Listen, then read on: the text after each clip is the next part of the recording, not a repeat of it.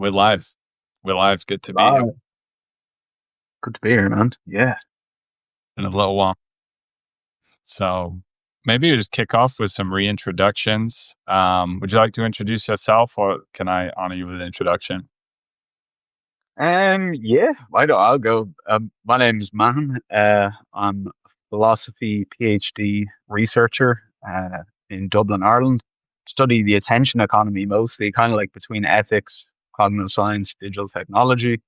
I write online on Substack, the Wisdom Dojo, and have a YouTube channel as well, doing kind of philosophy communication around like meaning crisis, meta crisis, and recently, the return of Christianity, which is what I think we'll be talking about today. 'Cause I recently got baptized, the Catholic. I got dunked. And that's might be the, the salient point for the conversation. But yeah, that's a bit about me. Yeah, wonderful to have you. And yeah, you've definitely been a pillar in the whole kind of liminal web, meaning crisis exploration. Last, gosh, at least 4 years we've been peers in this space, and definitely watched you kind of like go on the arc. Like you definitely weren't ostensibly Catholic when we started out. So, you're definitely like this shift that's happening. And the Free Press this morning published an article called How Catholicism Got Cool, which I thought was timely for our conversation. It talks about a boom in Catholicism in the US. In France, baptisms up 45%. In England, Catholics on track to outnumber Anglicans for the first time since the Reformation. We're coming And back, baby. the new Pope, to Eastern Christian Church leaders, speaking of a great need to recover the sense of mystery. So, talk to me a little bit about why you're converting to Catholicism and how this has emerged out of your broader, like, meaning search inquiry. Mm. Man, yeah, that's the question. Like as we've spoken about before, so I was raised as an atheist. So I was raised like with no religion, not even with no religion, like in opposition to religion, like a very like anti-theist, kind of this like Freudian, like religion was just like a delusion, or it was like a power structure, like a Marx kind of thing that was like oppressive. And so we had to kind of escape it to become, somehow like rational and wise and non-superstitious. And that was really the attitude, was like religion was just bullshit and we were going to like outgrow it. And I was very much lived by that for a long time. Until really I studied philosophy as an undergraduate and was like, kind of looked at the atheist philosophers and yeah, I was suffering my own kind of meaning crisis personally and had problems with addiction and stuff going on, like difficult family life, and had a lot of problems that I was looking for answers for, and just kind of had been on this spiritual journey of, like you mentioned, the liminal web of like falling into, like, first of all doing an undergrad in philosophy and then like looking at Jung and then like Peterson and John Vervaeke and Pajot and this whole like internet kind of first like IDW, solutions to the meaning crisis. Really, I've been following that for years, man. Of like, I never intended to be a Christian or a Catholic or like any, go that way at all. Like that was the last thing I wanted to do, to be honest. But as I followed the thread of kind of like, okay, yeah, so reductive materialism doesn't work. It's like, okay, classical metaphysics is way better than this. Like Plato and Aristotle makes a lot more sense. And then you're like, but that's also the metaphysics of Christianity. And that's like, and Christianity kind of like grounds this and brings it down so we can participate in it. And you're like, I was like, oh no, I'm becoming a Christian. This wasn't supposed to happen. And so, yeah, just had been going on that journey and then got to a point where I was like, I have to get baptized to be like, to actually, take the step to commit to it in a way. I was kind of vague on it for a long while.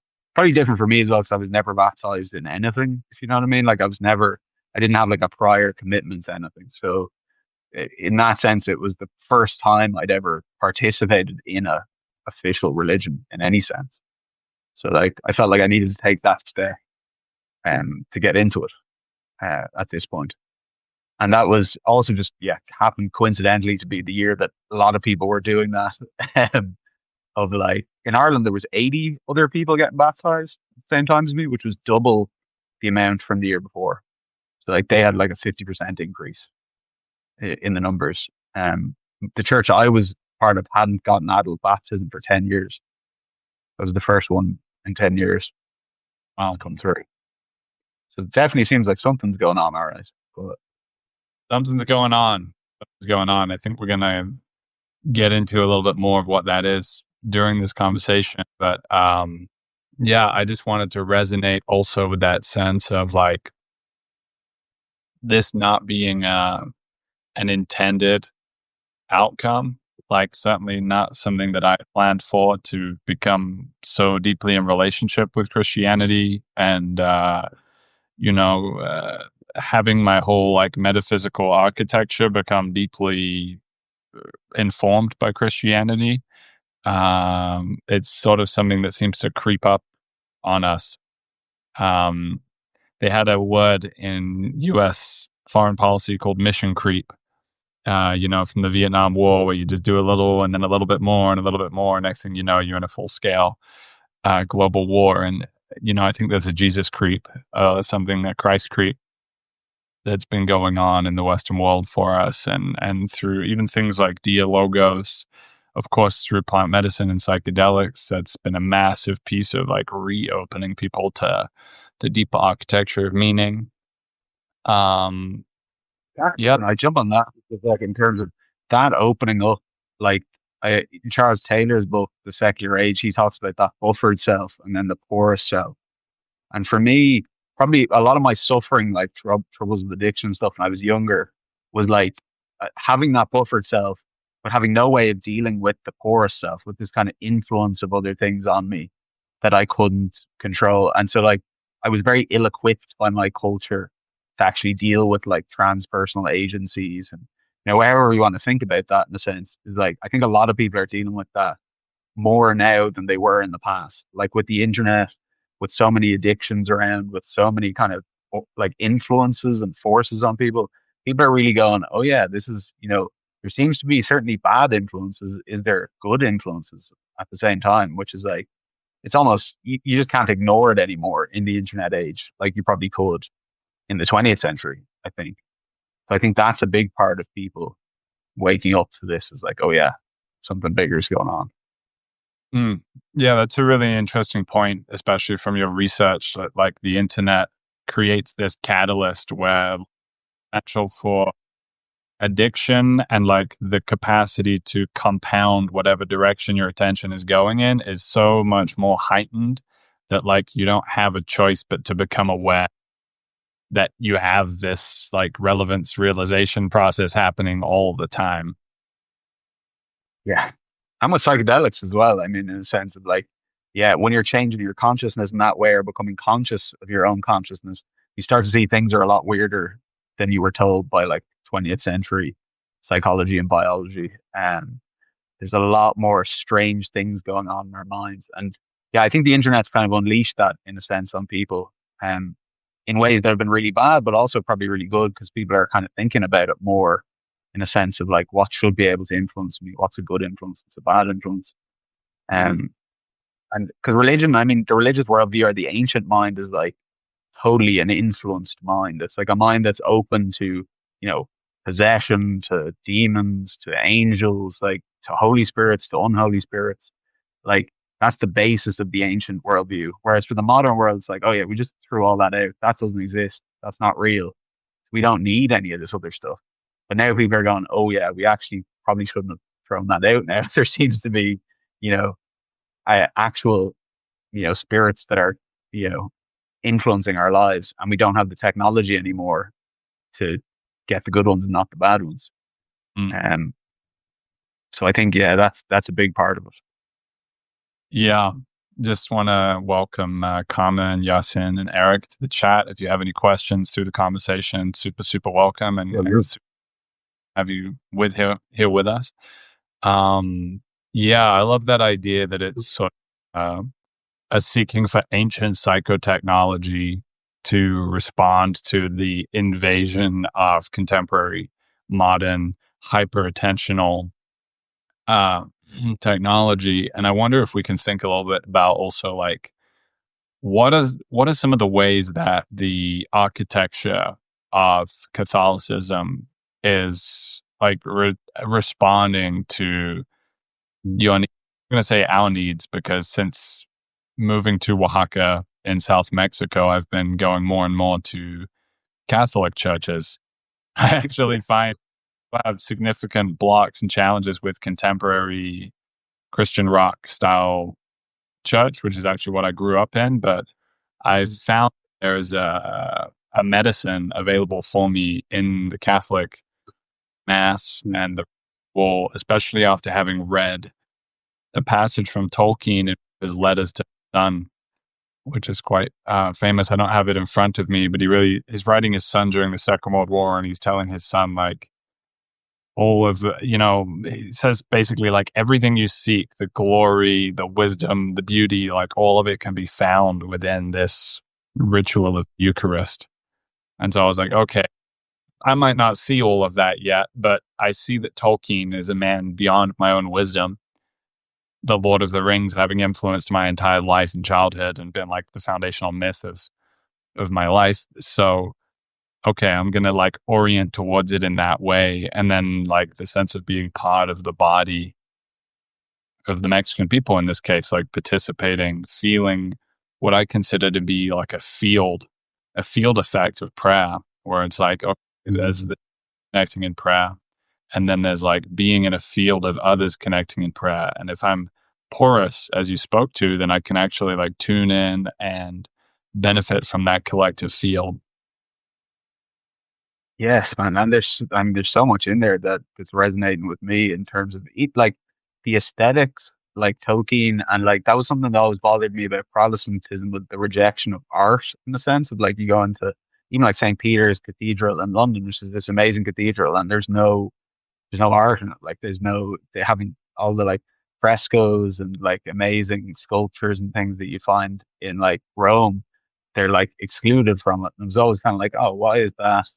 That for me is such a part of like the beauty of it, really appeals in a sense of like it draws you into the story better. And I think also what you pointed out, the real presence in the Eucharist is another thing, which is very different than kind of mainline Protestantism, and just mainline different to like the secular world in general. I think more and more, like the more I read about the Eucharist, I was just listening to Scott Hahn's book on the Catholic Mass earlier, where he talks about the Mass in terms of the Book of Revelation, that the Mass is essentially meant to be heaven on earth. Like it's an attempt to take the practices that are in heaven from Revelation and then make them something that people can actually participate in. And that's why you eat of the Lord's Supper, literally taking his body into your body to become like him, like to take on the covenant. And so that's just like, I mean, the most astounding mystery. I really think it's the probably the key maybe to resolving the meaning crisis, in a sense, or getting over like this reductive materialism, because it's like it's not just the bread, like you know what I mean. His body is realer than the bread. The bread is, a like in Aquinas's language, is a accidental property or a contingent property, and so in really you're saying the spiritual meaning or the truth is realer than the physical object.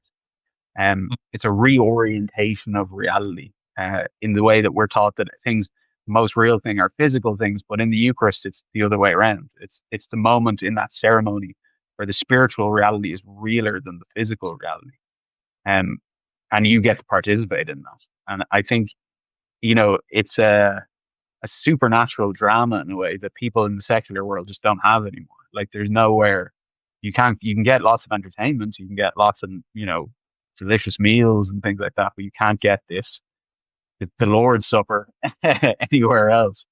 Um, and yeah, that's like I think some of those reasons are why it's more attractive maybe than other denominations of Christianity. Eastern Orthodox is pretty similar. Like um, I did consider becoming an Eastern Orthodox as well. I looked into it at the same time.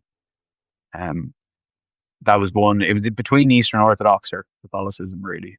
Um, but I don't know if that's of interest to you, what the decision making process there. But I think they probably hold more fascination for people that are looking for like the more traditional stuff. Mm.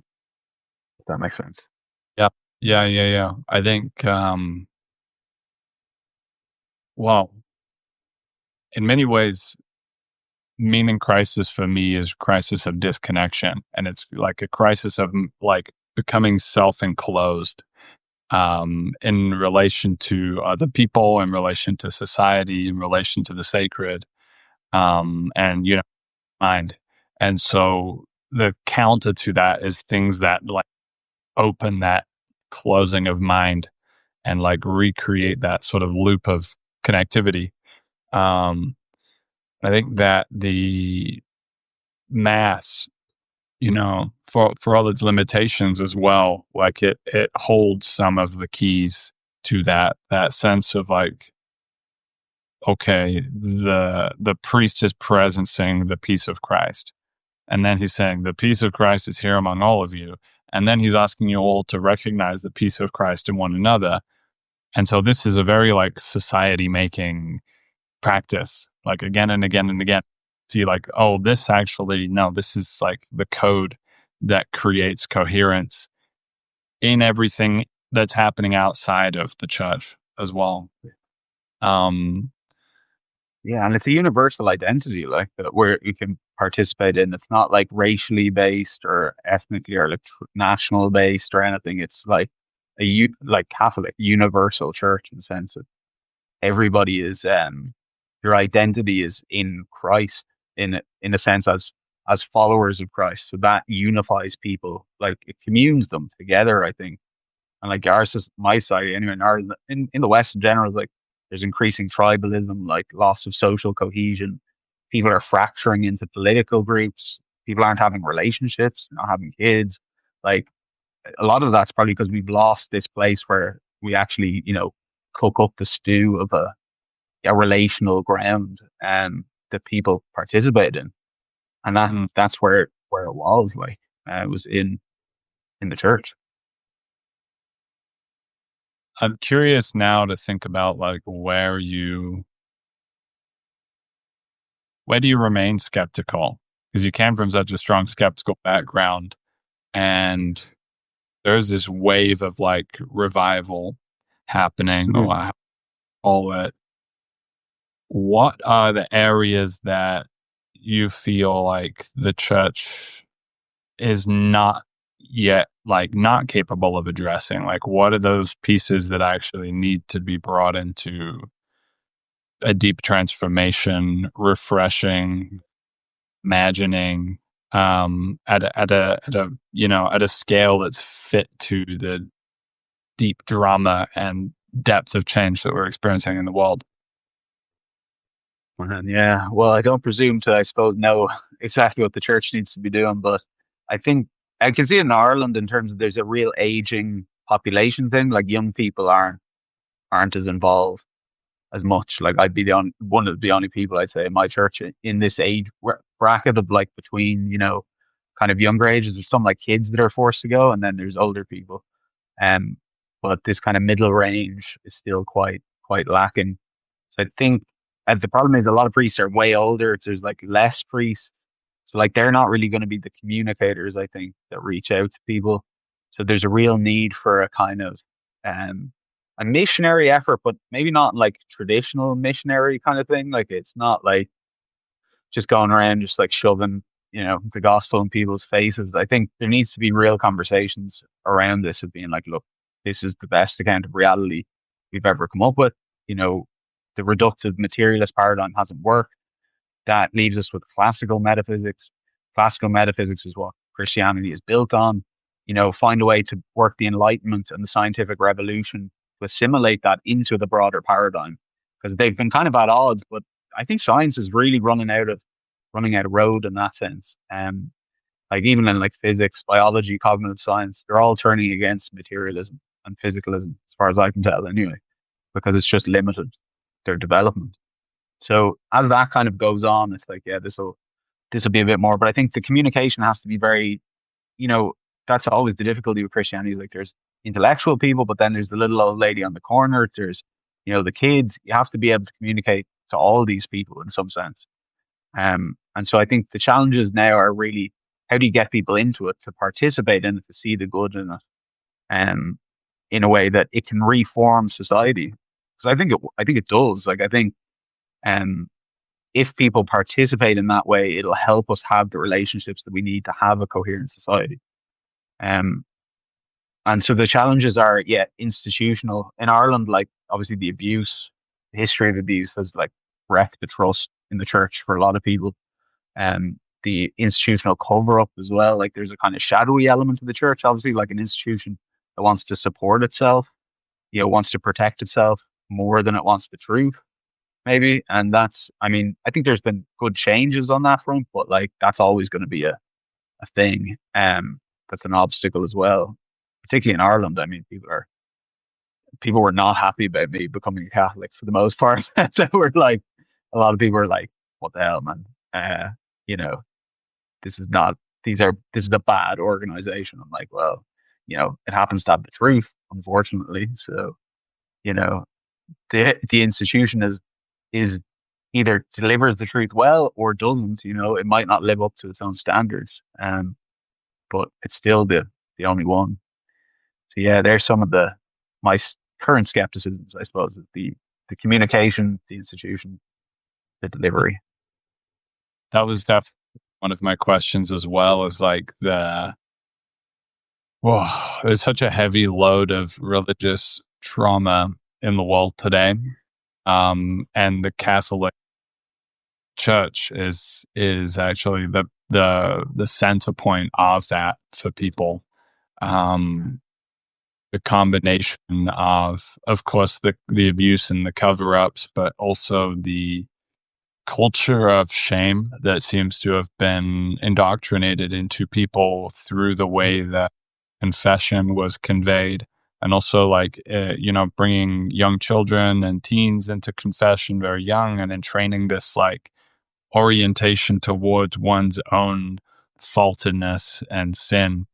And a lot of the people who come from Catholic backgrounds of older generations in the West, or current generations in places like Latin America, this shame culture is very strong. Another piece that's really present for me in my project, Christianity Beyond Itself, is to consider like some of these deep fissures, these deep historical fissures. One of them you've named is psychedelics. There's also the fissure between paganism and Christianity, which also maps onto the fissure between the colonial and the indigenous. And like really deeply interrogating those questions feels like quite at the heart of what's required for whatever like this evolution in the nature of what Christianity is to take place. And there's all these like deep concerns that have to be addressed through that. So part of what I've been looking for is like, where are signs? Where can spaces be held in which actually those things can start to melt together and produce something new? For me, I was quite struck with the Shipibo ayahuasca tradition in Peru. The Shipibo curanderos, the healers down there, and it's very small, probably only in the thousands, but they have integrated Christianity into their cosmovision and their metaphysics, but they are working in deep devotion and alliance with these plant medicines, in order to do healing in the medicine space, in the vision space. But they understand like how Christ and God like fits into that, and they've actually taken from Christianity and integrated into their own tradition. And then more recently, somebody turned me on to John O'Donohue, and I've been reading his book Anem Cara, which is about the Celtic soul. Celtic.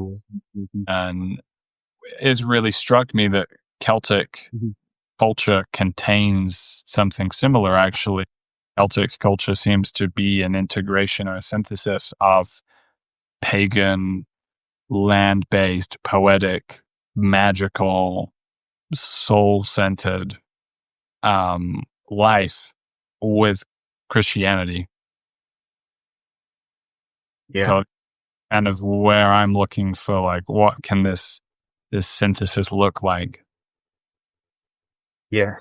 Do you mean the synthesis specifically between paganism and Christianity in Hmm. terms of like traditional indigenous cultures? I think Christianity was really good at doing that, as far as I'm aware, in terms of like assimilating in um, pagan traditions into the Christian mythos. Like Christ, as I mean, he's quite at odds with a lot of pagan traditions, I suppose, because he's such a weird god and was a real guy that lived and died. You know, he's not like the Irish hero Cuchulainn, who's just like could beat everybody up and was like a Superman kind of figure.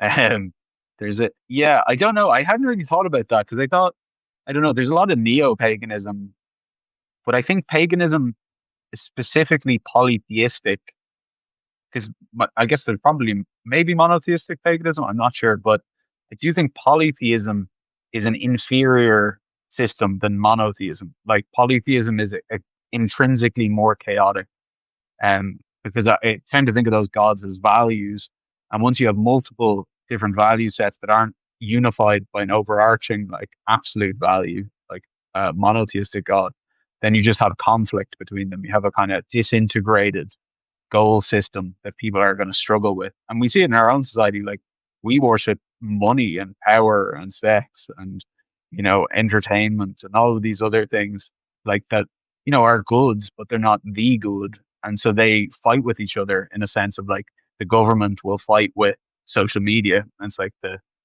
beast versus the whore of Babylon and these kind of like, you know, these things are playing out in a sense, but I don't know if paganism in that sense can be like it will always have to slot into Christianity if monotheism is superior. Does that make sense? Like, Mm, I think you can still have like in Ireland, our Celtic mythology and traditions are still very much alive in a sense, probably more so now than the Christian ones in a lot of places. Like people have really reverted to be like, oh, these are okay, these aren't Christian, so we can still keep, these stories, but we'll avoid the, 1,500 years of Christianity that came with St. Patrick and ignore that kind of history. mm. Um, yeah, I don't know. I mean, in theory, they can be integrated, but now at the moment, it feels like, yeah, people are ignoring the Christian ones to try and kind of retake the pagan ones, but I think the pagan ones aren't up to scratch in the way the Christian ones are, just by in terms of their coherence or, you know, um, livability. I don't know if that makes sense, but Yeah. that's my. Well, I think if what you're saying is true, then it should be borne out through the process of living it and through practices like dialogos. Like for me, it's so important that we focus on the mediation aspect of this. That's why about Christianity beyond itself and not just Christianity. Like let's bring it back. No, it's like what Yeah. is that between Christianity, and that in a way is the very essence of it. Is like how does one Mm. hold oneself at the place of encounter? And I think you're right. Broadly speaking, the the story of the encounter between Christianity and the various other cultures that it has mixed with, melded with, and integrated with has been characterized as one of outright conquest, persecution, and domination. And there have definitely been significant incidences of that. But to portray Mm. that as the entire story of the last 2,000 years is really, really, And so it all, I mean, Our Lady of Guadalupe, you know, there's like beautiful examples of them mixing together like that aren't adversarial at all. Like that was, um, really spontaneous that people saw the love that Christ embodies. Something that in terms of like this in between Christianity, I think IFS is a really interesting, internal family systems therapy. is really interesting because I think it connects to psychedelics and plant medicine as well. That it offers a space where you can encounter, psychic contents, autonomous kind of agencies, um, in a way that's like really encountered them. Like I don't know about going to mass, you'll encounter the Holy Spirit, but you might not encounter all of these other things that are going on, that make the Holy Spirit really the Holy Spirit. Like I think if you encounter this other stuff, it's really unlocks that buffered self of like, oh yeah, this isn't.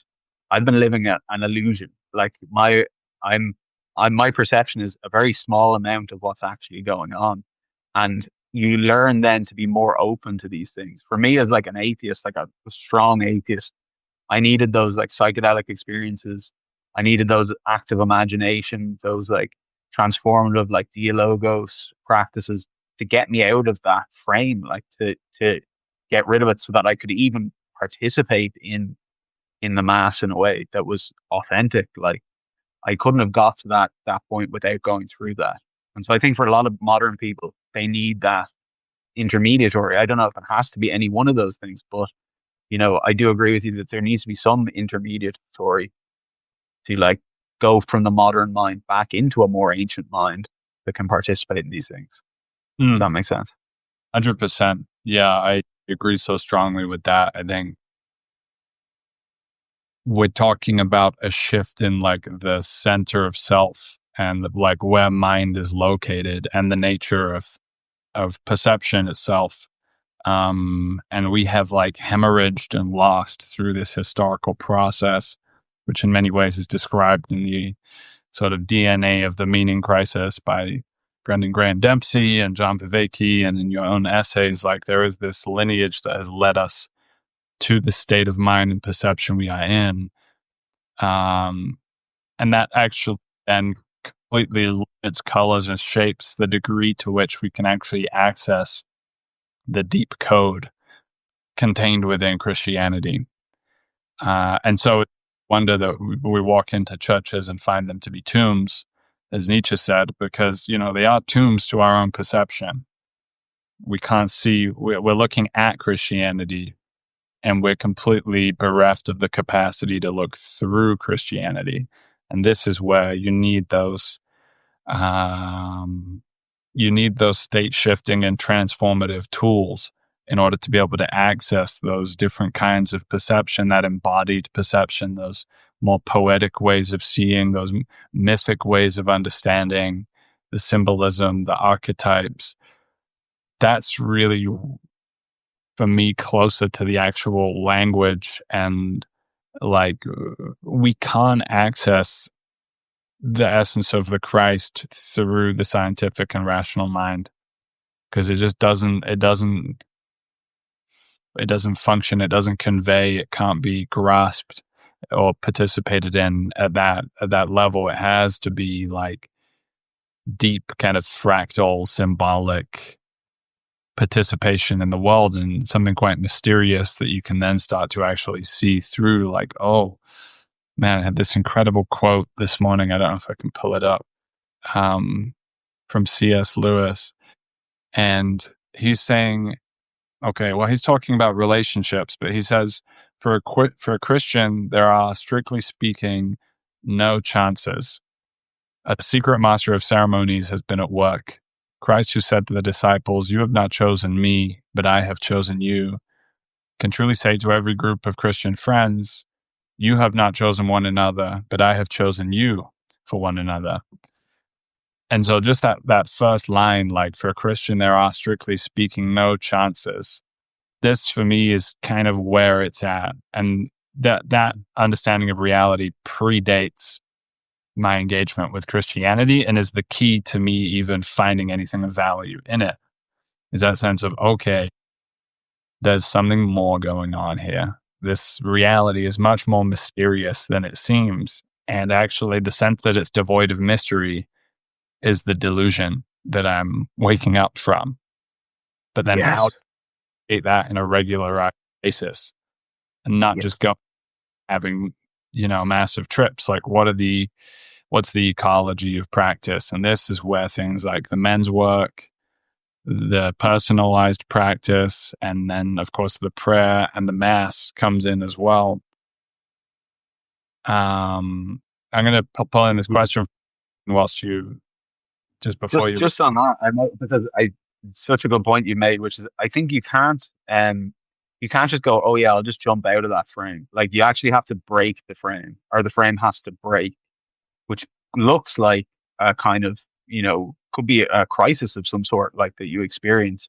I think things like trauma, becoming completely at odds with your environment, nihilism, alienation, all of these things are actually really catalysts for getting over that kind of buffered self and moving out of it.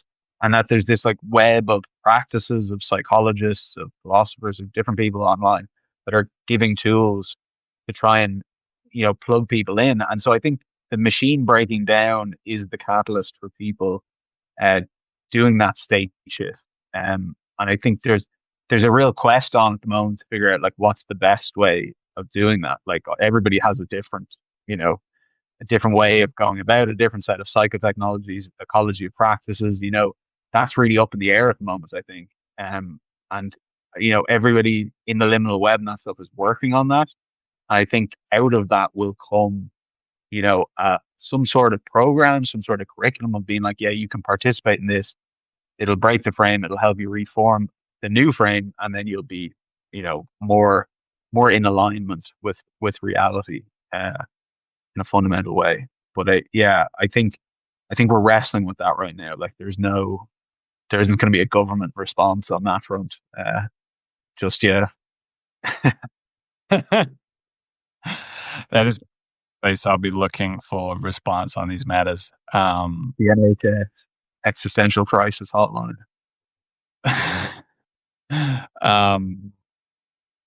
Yassine's question plugs in perfectly here. I'd be interested in how the meaning crisis fits into the greater web of crisis of the meta crisis. How do you think the meaning into the meta crisis and is shaped by it?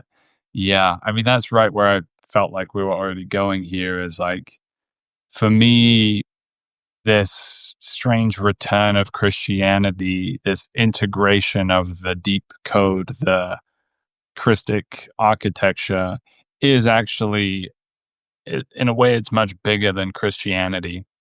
And when I think about like the period of my upbringing in the 90s, there wasn't this sense of like, what's at stake in me participating in religion is something like the meta crisis. It was more just like, well, I'd kind of like to have more community, or maybe somebody underwent a personal crisis and they found something in it. But now there's a sense of, okay, collective breakdown, institutional breakdown, rate of change that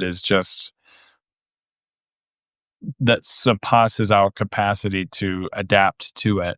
And then that condition of meta crisis seems to demand this capacity to move in liminality, hence the liminal web. And this connects also very strongly with the massive transformation of education that at hand. And you and I have both been, in that discourse and thinking about like, okay, what does this actually look like? And there are various forms now emerging in the online sphere and in the liminal web of like, okay, institutional education is not preparing us for the world.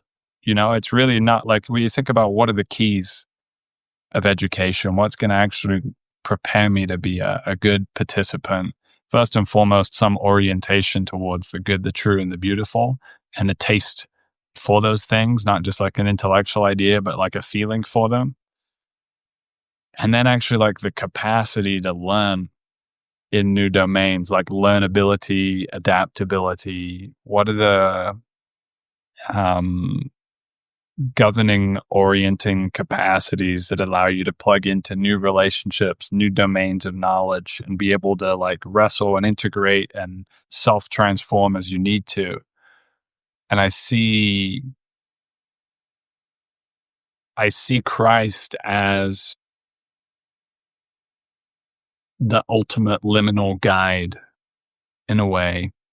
And this is true of the meta crisis as much as it's true of the medicine journey and the visionary quest and, the personal crisis, like in all of these really extreme, disorienting conditions, this is precisely where I think the Christ relationship slots in and just brings this like absolute clarifying, peace bearing presence that then can afford you, okay, like it didn't necessarily get rid of the crises at hand. It didn't like mean, okay, I connected with Christ and now I don't need to clean up my room and clean up my life and become the kind of man that can build a family or build a community or build an educational institution. No, but it did give me the foundation, like the base of peace, the base of trust, the base of faith, the base of like refreshed perception. And now I can like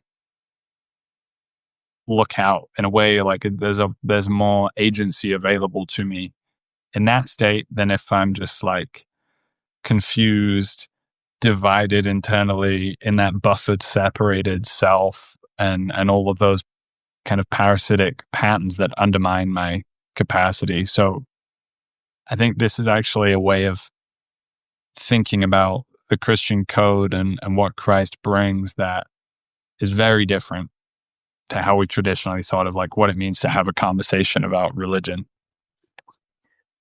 Yeah, I mean, I really like Jordan Hall's take on this, that he argues that the meta crisis is a religious crisis in the sense that, and even for Vervaeke's, I mean, Awakening to the Meaning crisis, he he goes back to the kind of collapse of the Aristotelian Christian worldview that was making sense of our lives, the sacred canopy that fell.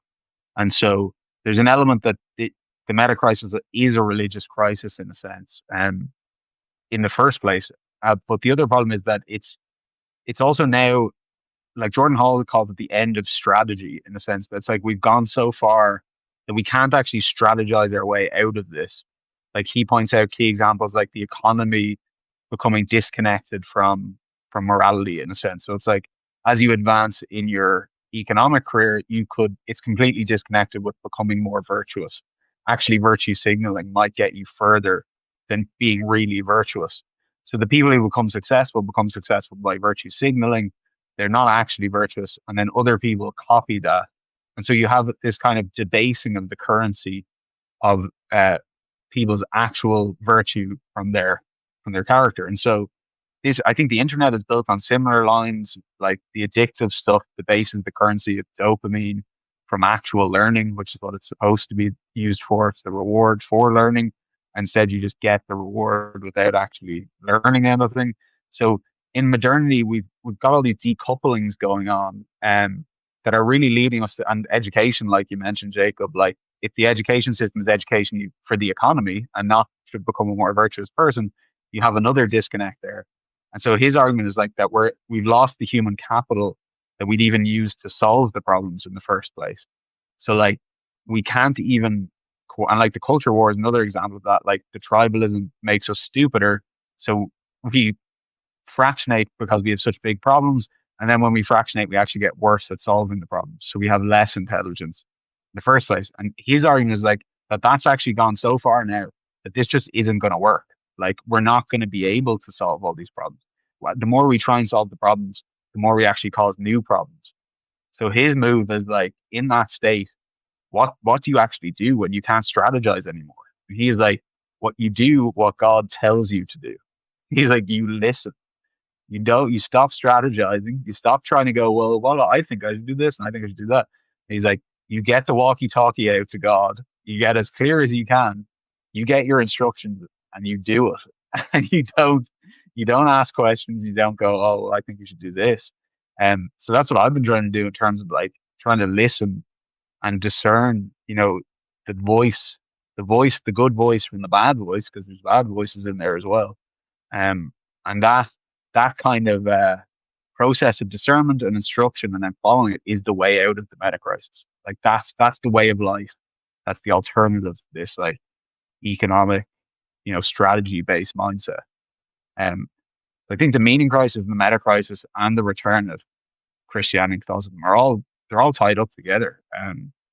Mm. There's no way to, and for me, it came to a point where I was like, the inevitable endpoint is like to literally become a Catholic or join Christianity is like, that's the way out of the meaning crisis. That's the way out of the meta crisis. Like there isn't an alternative. Like there's not another move available to us. Um, Mm. yeah, Yeah. Yeah. I resonate with them. I think I talk about a sense also that, like, at least from my standpoint, it's not sufficient. Like, there may be some priests somewhere in the Catholic Church that are feeling really good about all of this happening. They're like, yeah, finally Mahon's given up on whatever he was doing and he's come and joined us doing.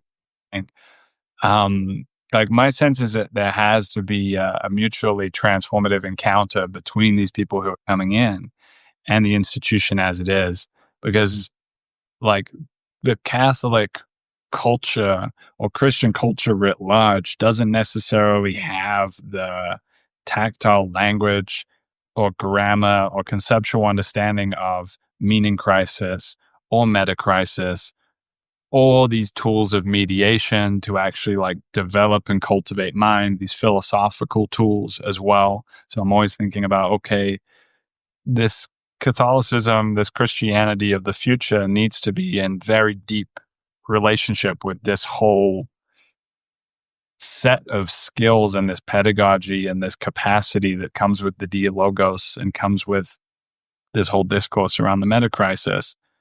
And then it also needs to relation to, okay, what are tools that afford healing that just attending mass for the last 50 years isn't necessarily doing? And we kind of know this to be the case because there are so many, um, you know, elderly Christian parishioners and Catholics, particularly, I would say, who, have a stick up their ass and very strict in certain sense. And that strictness is coming from that trauma culture in which the Catholicism was, completely intertwined.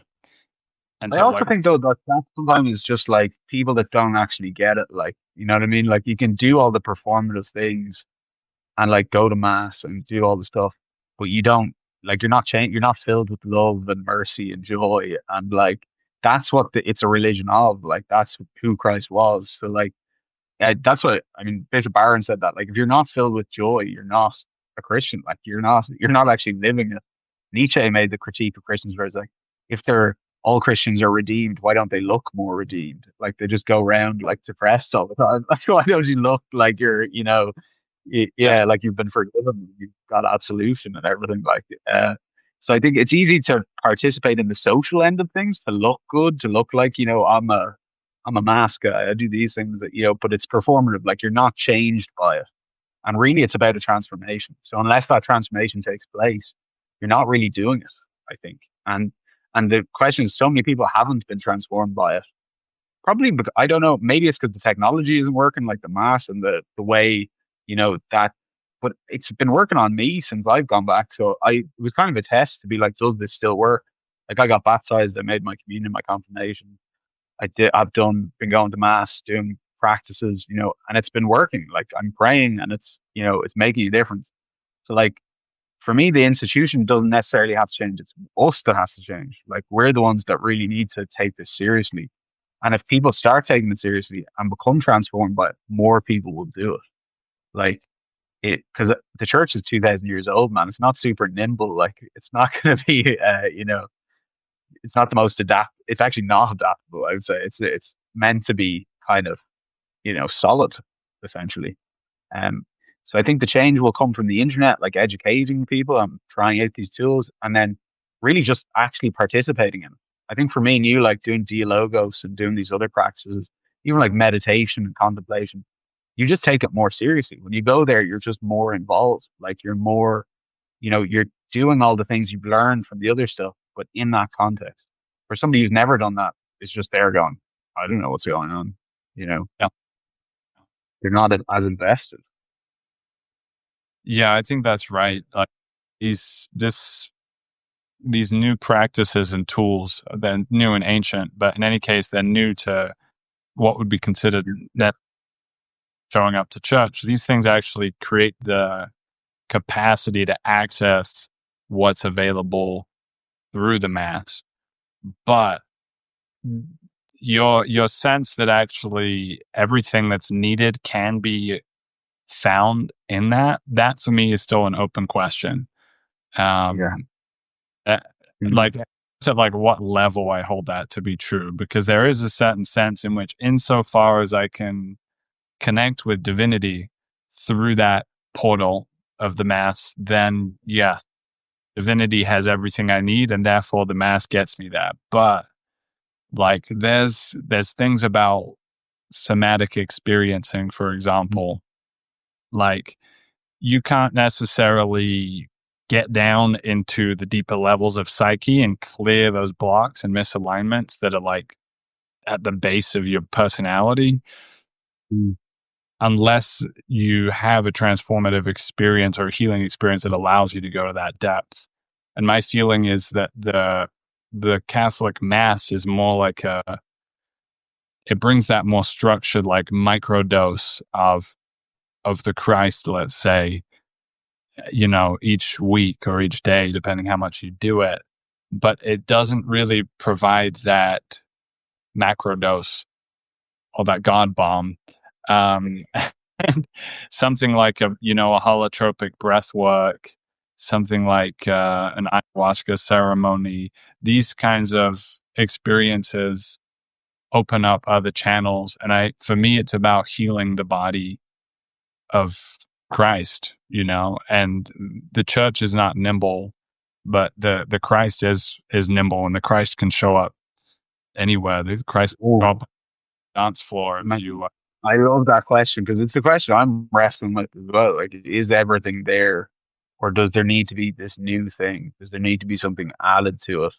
And I think my research so far, like, there's definitely different levels of Christianity. I was trying to figure that out. I heard this comedian say he thinks God's a woman because it feels like he's mad at him all the time, but we'll never tell him why. So it's kind of like, your girlfriend's mad at you, she won't tell you what's going on. Like, I think that happens because you don't know what the normativity is. It's like a bad super ego. It's just like, you're not good enough, you're not doing enough, you need to do more. But like, when you actually think about what am I actually supposed to be doing as a Christian, like a practicing Christian, and like the bare minimum for the Catholic Church is like mass every Sunday, confession once a year, 2 mandatory days fasting, and then financial contributions when you do go to mass.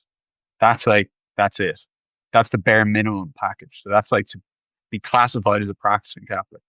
But then above that, there's what's called the five stones, which is you're going to mass, you're going to a monthly confession, you're praying every day, you're fasting weekly, so fasting twice a week, or at least I Wednesdays, Fridays, and then before mass on Sundays before you take the host. Um, and so you're participating on another level there. Like, if you're praying every day, and that could include like imaginative prayers, like doing a rosary every day. I mean, I've been doing the rosary a lot, and the rosary, I think, is very psychedelic in terms of like shutting down your monkey brain so you can access parts of your brain that are normally not there without this kind of mantra and chanting and saying things. Like, I think that's really what that's doing. And so there's a question of like, if you participate on that level, will it have that more transformative effects? The problem with a lot of the macro dosing of God bombing is that you go to the top of the mountain and then you just come back down because you just got shot out of a rocket ship and you're just like, I'm here, but then I come back and I'm just back in, reality. And so I think that's a useful incentive to people to be like, yeah, I want to be the sage saint and to be able to live there. But I think the question of how you get there matters as well. Like, do you get there by fasting and by praying, or by taking something that will just shoot you up there? I think in the long run, the alternative method is a much more um, lasting kind of uh, skill set, even, or like, a more lasting route to the top of the mountain. How does that sound? Is that like, does that land yeah, with you, or is it? like church as psychedelic integration in a way. Is a fun to together, but Well, fasting and prayer. I mean, those guys. I mean, the Book of Revelation is like the most psychedelic thing I've ever read in my life. Like, that guy he was seeing into the source code of reality. Like, um, I but I think that that's the way to get there in the Christian sense. But like that's more than just going to mass on Sunday. That's like you got to be living this stuff outside of that. Yeah, I think uh, it brings me to my experience of encountering other Christians and like seeking to like really come into a meaningful Mhm. dialogue with them and kind of walk alongside them. And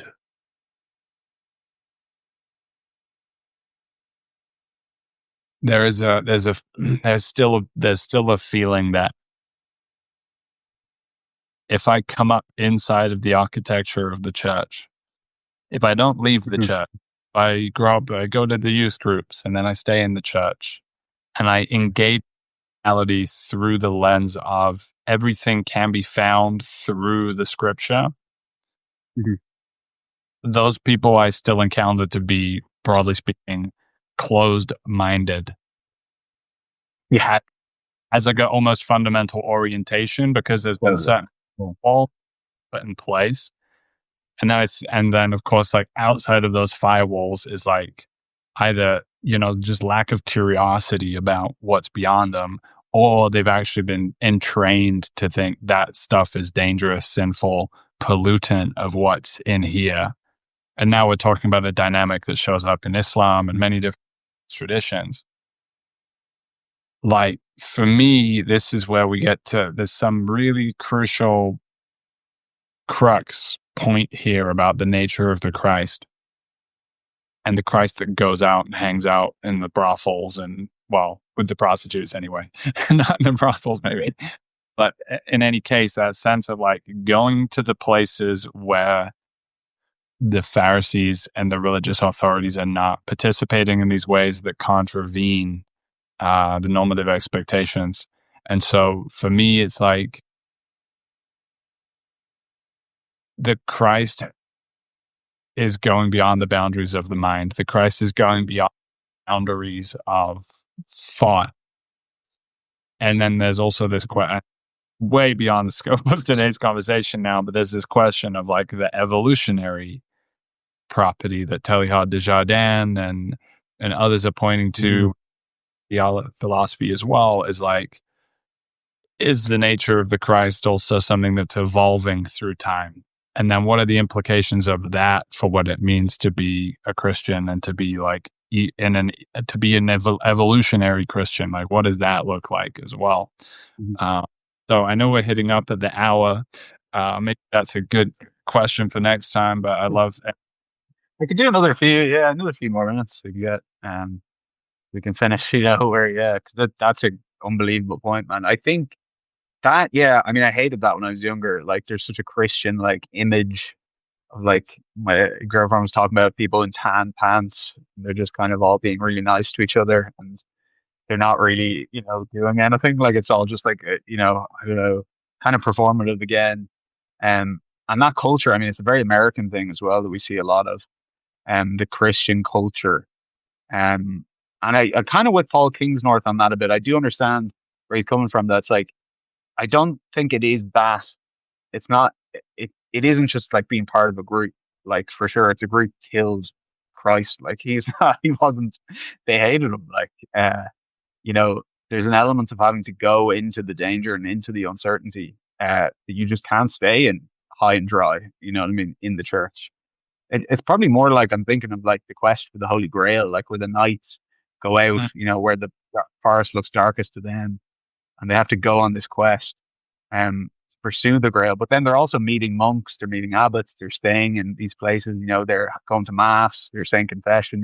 It's a religious journey, but it is a religious adventure in a sense. It's not like you can't just stay, in your mother's basement and go to mass every week and not take on the religious adventure of your life.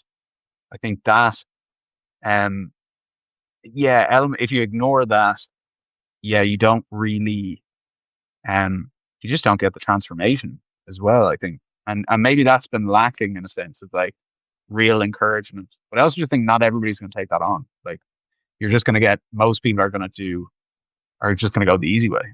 And I don't think the way of Christ is the easy way. I think it's probably the hardest way possible. Like anybody that says it's like naive wish fulfillment is like nobody would wish for the cross and to be humiliated and tortured and betrayed. Like it's the worst way to go.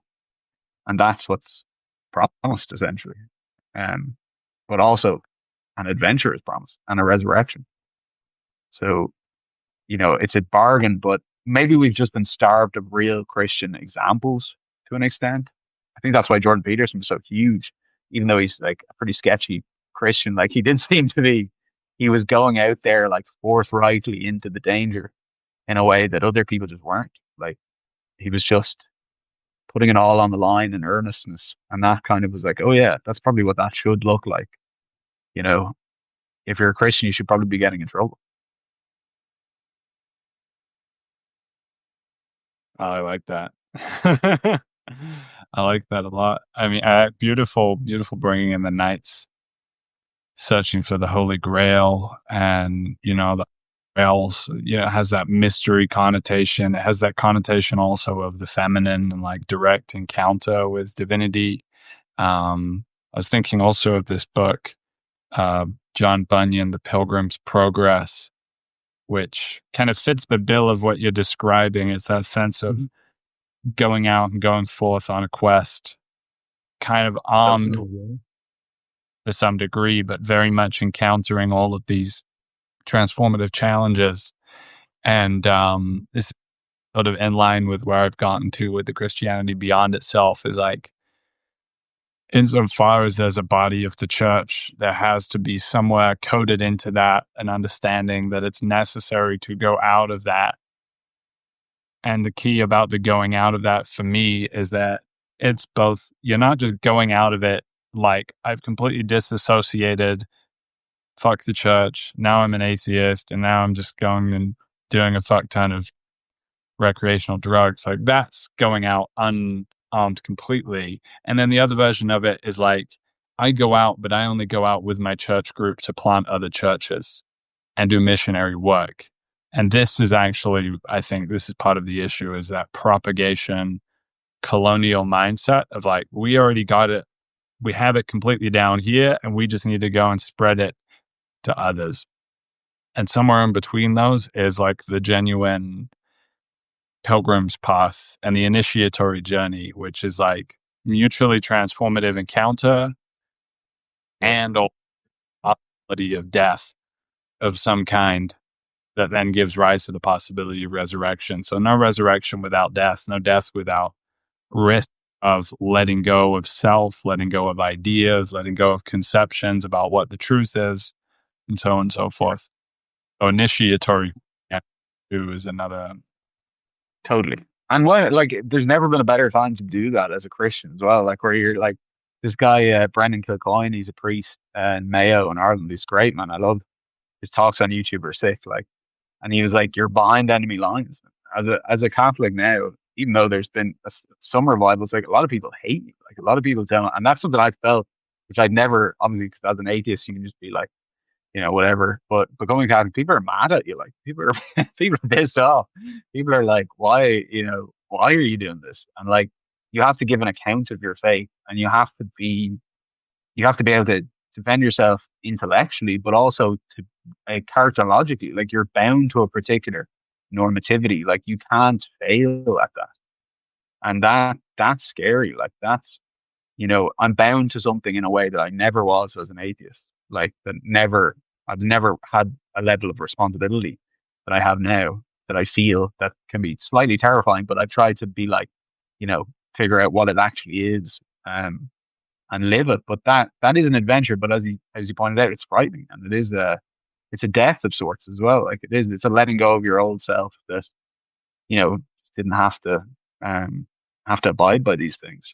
And so I don't know. Yeah, maybe cradle Catholics don't come to that as easily because it's so normal or something. Like it's so just humdrum, like that they don't really. And I think a lot of them we probably need to stop saying that people are Catholics or saying that they're Christians as readily. I think it's an aspirational identity in a sense. Like it's like something you try to be It's like, call no man a Christian until he's dead or something. Like, you know what I mean?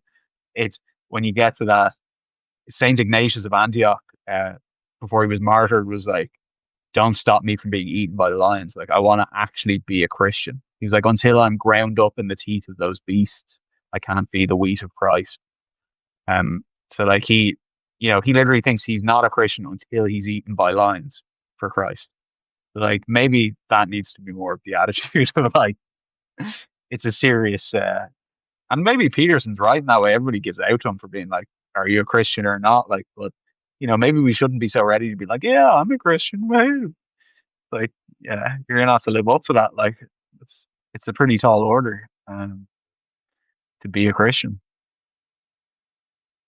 Yeah, wow. I think that was the gem of the whole conversation that I was waiting for me, because I have been holding that tension so close to heart this entire journey, and like becoming closer and wrestling with Christianity, and then doing the Christianity beyond itself, and finding Christ in the ayahuasca space, finding myself praying every day. And yet still, like, to say I am a Christian feels like that's not bringing me closer to the sacred ground of reality. That feels like either some kind of idolatry of like putting on this suit.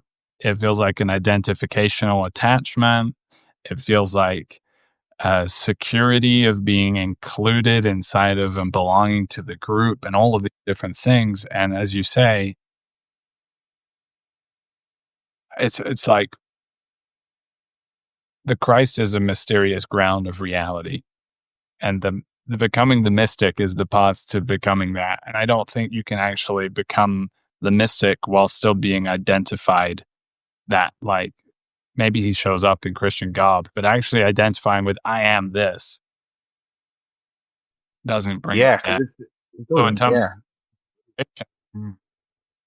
the I don't know, I feel like part of my cross to carry is to hold that tension point for people and for myself, obviously, first and foremost. But it's like people also need to know that you can deeply wrestle and engage with this architecture of Christianity without then being like, oh, now I am that. Like, no, I am a multiplicity. I'm more than that, and I'm the dialogue between those different worlds. So that was a really interesting point, Mahon, and And I also really, think like participating in it is different than thinking about it in a way. Like a lot of people are like, "Oh, I am that," but then they don't go to confession, or they don't pray every day, or they don't fast. And it's like if you're not doing those things, you're imagining in your head that you're doing them, but you're not actually doing them. It's like thinking you go to the gym, but you don't actually train in the gym, or you go to the gym and you walk on the stairs for 5 minutes. Like it's like, yeah, you're actually just not doing it. Like you think you are, but you know, the Christian. I mean, what was it? G.K. Chesterton says that Christianity is it has never been found lacking. Like it's usually found too difficult because when you try to put on the weight, you're like, whoa, this is a lot. So like, you know, trying to get yourself like in a gym, like building up your weight, lift a little bit more. Okay, do I pray once a week? Okay, can I pray every day then? Okay, I'll go to confession.